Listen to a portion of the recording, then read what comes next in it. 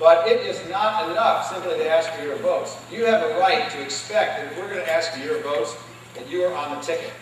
That there are people from your background and from your community who are running for office. And that has happened in this community, and it needs to happen more, and it needs to happen for higher and higher offices.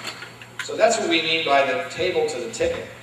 Because what you are doing now is engaging in learning about how to get votes out. You also need to do the training on how to run for higher office. And we will be very happy to do that and to continue to participate in doing that. There are some deep problems in this country that have been caused by the current administration. The reason that you and your forebears came here is because this is an extraordinary place. That you can do extraordinary things, and you can do them quickly. Jim Doggy was telling me earlier about a story about his father's cottage in Lebanon. It was a stone hut with a dirt floor.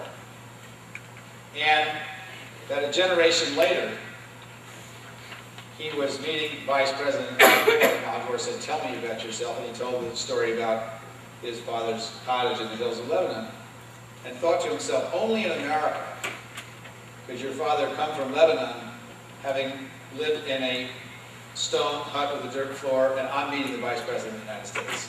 That is the United States of America.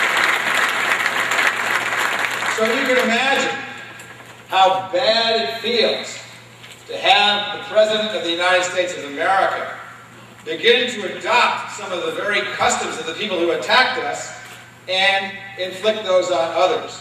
The Patriot Act is misnamed because it undermines some of the fundamental constitutional liberties which brought us all to the United States of America. An extraordinary freedom allowed Jim Zogby to meet with the Vice President of the United States, the son of an immigrant from the hills of Lebanon, is a freedom that is now at risk because the Vice President and the President of the United States don't seem to value the Bill of Rights. That is what made this country great, is our ability to stand up and help people freedom, the Bill of Rights.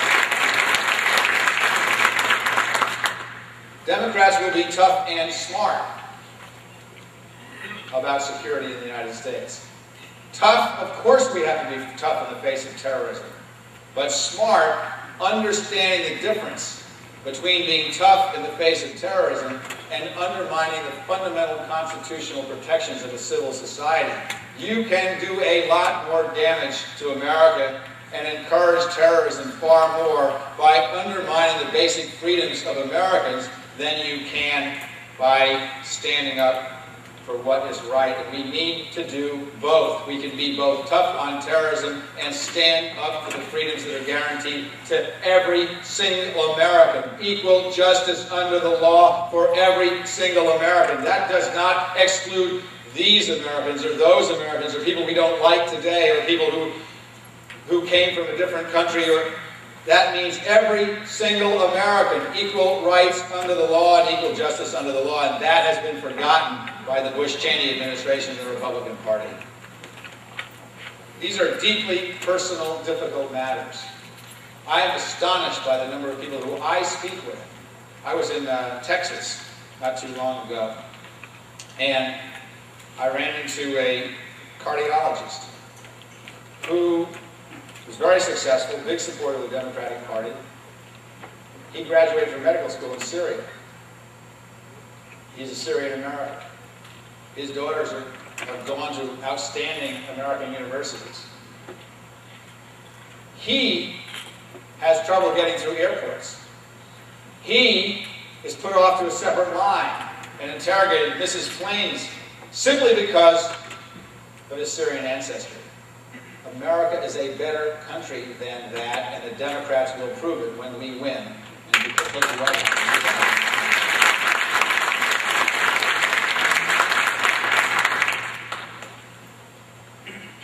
So we're asking people to do the things that you're learning about here.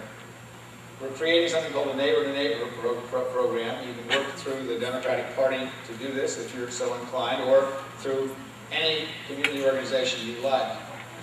We're signing folks up starting November 3rd, this November 3rd, 1 year after the election, who will knock on 25 doors 3 times between now and a year from now. Same 25 doors, so that you get to know folks. And who will also recruit 2 other people in their neighborhood to do the same thing. That is how you get the vote out. That is how you get people excited about politics. And we're not going to go and knock on the door and just say, we're here from the Democratic Party to ask you to vote for the Democrats. The first thing we want to do is say, we're here from the Democratic Party. What are you worried about?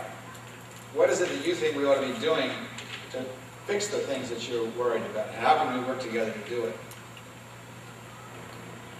We need fundamental change in America. And this is an election where the direction of the country will either be fundamentally changed or it won't. Look at the extraordinary difference between the candidates. On the Republican side, every single one, except for the Libertarian, is supporting the president's course in Iraq. On the Democratic side, every single Democrat believes we ought not to be in this war in Iraq and has a plan to get out. On the Republican side, every single Republican supported President Bush's veto of the Children's Health Insurance Program. Every single Democrat supports that program.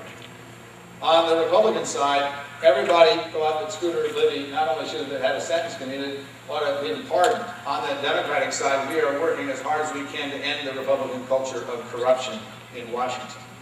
On the Republican side, they don't think deficits make any difference. On the Democratic side, we reinstated the fiscal discipline of the Clinton administration. There is a really clear difference, but there's an even bigger difference that this community needs to pay special attention to. Before anybody says one word, look at our candidates when they get up on the stage. They look like the rest of America. I was a freshman in college in 1968 when Martin Luther King was assassinated. I think even today, 39 years later, Dr. King would be astonished to find out in the Democratic Party of the United States of America that among the leading candidates for President of the United States are an African American, a woman, and a Hispanic.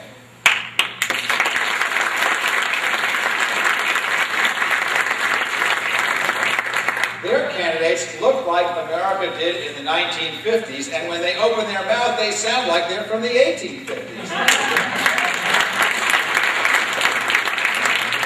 The message is that is the party that's looking backwards to the old America, where the only folks who had any power and could do anything about it and were visible were people who looked just like me. The new America is people who look like the people in this room, all kinds of different folks from all kinds of different backgrounds.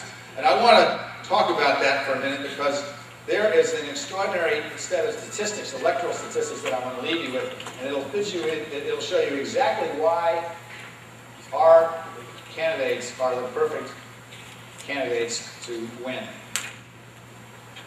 There are some interesting things that are going on in this country, and I suspect it's true in this community. There's a huge generational change going on in America. And it's in most groups, and it's in the country as a whole. In 2004, turnout among young people, and by young people we mean voters of 18 to 29 years old in age, the turnout among young people went up 20% from 2000 to 2004. And those young people voted 56% Democrat and 44% Republican. In 2006, over 2002, the off-year elections, the turnout among young people was up 24%. And those young voters, 18 to 29, voted 61% for the Democratic candidates and 39% for the Republicans.